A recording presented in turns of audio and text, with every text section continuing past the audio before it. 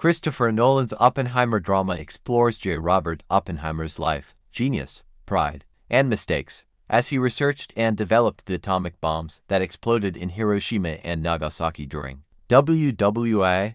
Oppenheimer is a movie based on J. Robert Oppenheimer's biography, American Prometheus, The Triumph and Tragedy of J. Robert Oppenheimer. Nolan explores Oppenheimer's life and role in the Manhattan Project, a secret weapons laboratory in New Mexico that inhibited nuclear reactions during World War II.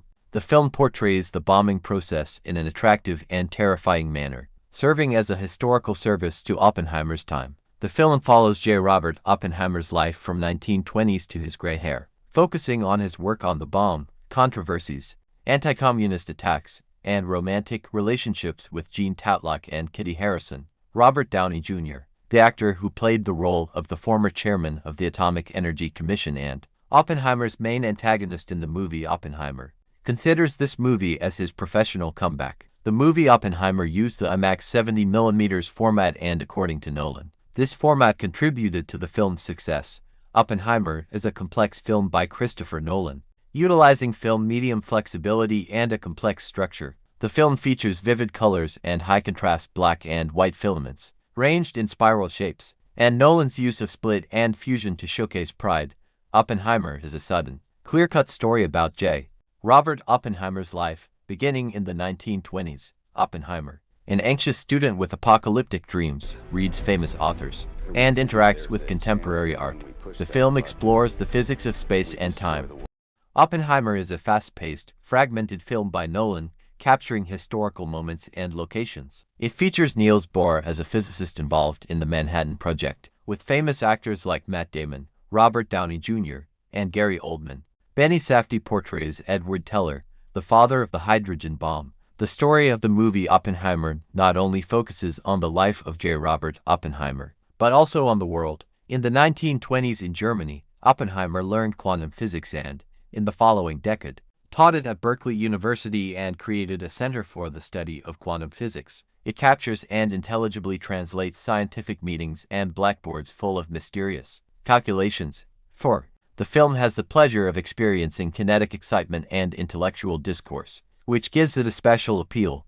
Germany's attack on Poland changed J. Robert Oppenheimer's life, leading to his friendship with Ernest Lawrence and involvement in the Manhattan Project. Oppenheimer became director of Los Alamos, despite leftist beliefs and connections to Communist Party members. The virtue of the film Oppenheimer is obvious but without self-conceit, in the sense that Nolan refrains from showing off and portrays history more fairly.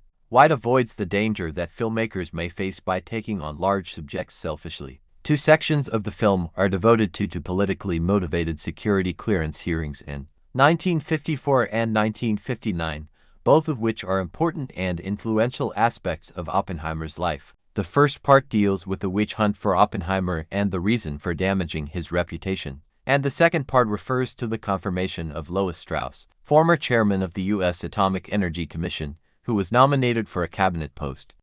Nolan's film uses black and white and color sections, dialectical effects, and hearing and confirmation scenes to portray Oppenheimer and other project scientists navigating war and his life's challenges.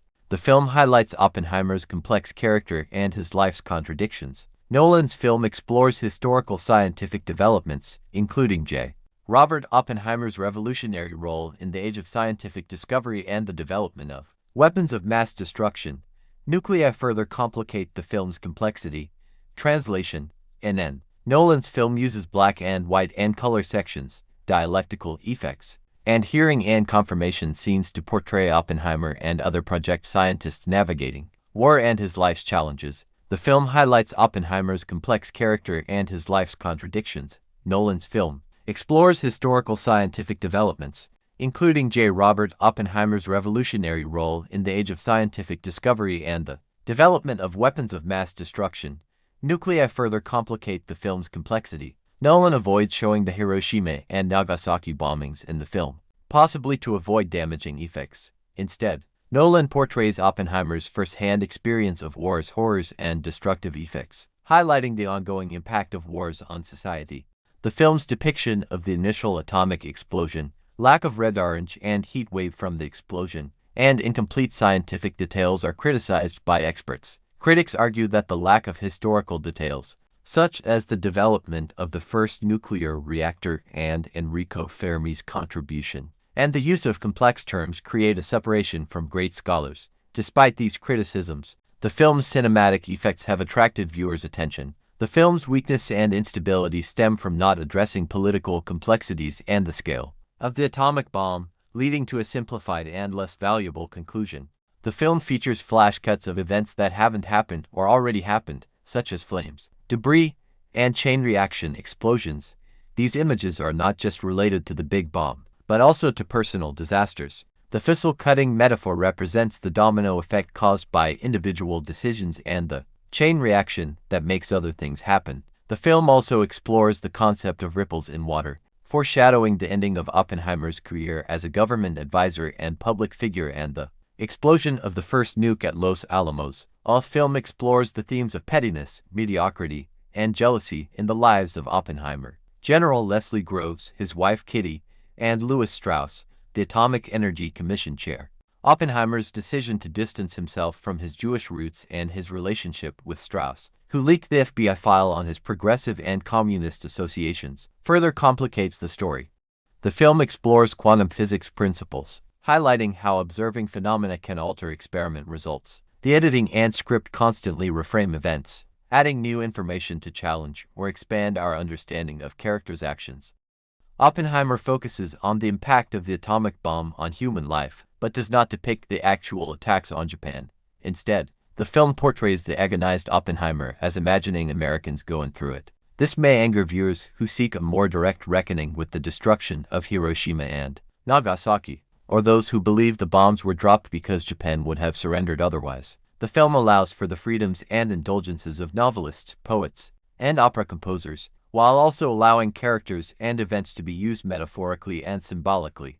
Oppenheimer is a striking film that explores the impact of Oppenheimer's personality and decisions on others, including his atom bomb development team, Kitty, Mistress Jean Toutlock, General Groves, and Harry Truman, who views him as a naive and narcissistic crybaby who views history primarily based on his own feelings. Murphy's portrayal of Oppenheimer's personality and decisions is a powerful and thought-provoking exploration of the complex relationships and personalities that shape history. Christopher Nolan's Oppenheimer is a complex biopic about theoretical physicist J. Robert Oppenheimer. Known as the father of the atomic bomb, the film explores courtroom drama, romantic relationships, laboratory epiphanies, and personality cults, but also serves as the ultimate monster movie. Cillian Murphy portrays Oppenheimer as an atomic-age Frankenstein, captivated by science's limitless potential for destruction. Murphy's physicality in Oppenheimer is a powerful weapon in the film, contrasting with the robust certainty of his military colleagues. Oppenheimer's character is both slight and composed, reflecting the timeline we are currently inhabiting.